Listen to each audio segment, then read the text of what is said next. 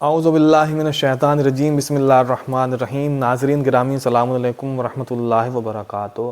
پیغمبر اسلام صلی اللہ علیہ وآلہ وسلم ارشاد فرماتے ہیں کہ دو قسم کے لوگ ایسے ہیں کہ جن کو اللہ خداوند عالم بغیر حساب کتاب کے جنت میں داخل کرے گا، بغیر حساب کتاب کے وہ جنت میں جائیں گے۔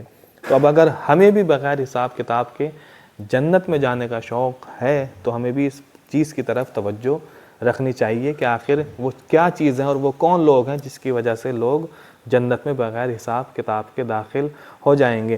تو جب آپ نے فرمایا تو ایک شخص نے پوچھا، یا رسول اللہ وہ کون لوگ ہیں جو بغیر حساب کتاب کے جنت میں داخل ہو جائیں گے؟ تو آپ حضور پاک نے فرمایا کہ وہ شخص کہ جو تنہائی میں بھی گناہ انجام نہیں دیتا، یعنی جس کی تنہائی بھی گناہ سے پاک ہو۔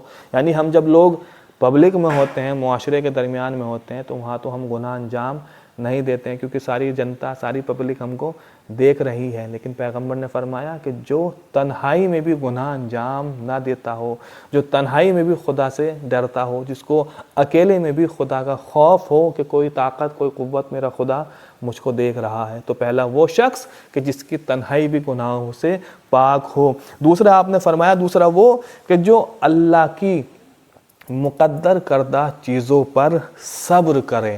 صبر، راضی نہیں، صبر، جو اللہ کی مقدر کردہ چیزوں پر صبر کرے، یعنی جو کچھ اللہ نے اس کو دیا ہے اس پر صبر کرے، اسی پر راضی رہے۔ اب اس پر صبر کرنے کا، یعنی جو کچھ اللہ نے اس کو دیا ہے اس پر صبر کرے، اس کا مطلب یہ نہیں ہے کہ انسان کوشش نہ کرے، زحمت نہ کرے، محنت نہ کرے، نہیں، کوشش کرنے کے بعد، زحمت کرنے کے بعد، محنت کرنے کے بعد جو کچھ اس کو اللہ کی طرف سے ملا ہے اس پر صبر کرے۔ تو یہ ہے اصل صبر کرنا۔ ایسے نہیں کہ بیٹھے بیٹھے کیا تو ہم نے کچھ ہے نہیں اور کہہ رہے ہیں کہ ہم تو صابر ہیں۔